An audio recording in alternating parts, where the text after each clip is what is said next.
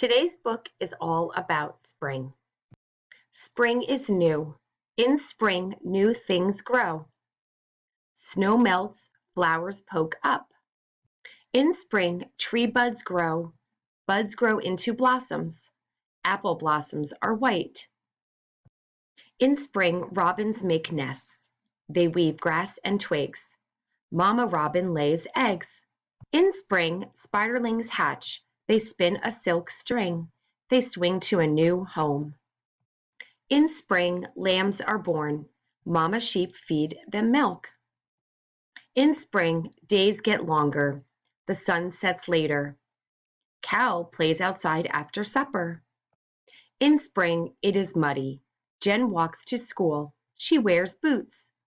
In spring, it is windy. Shen flies a kite.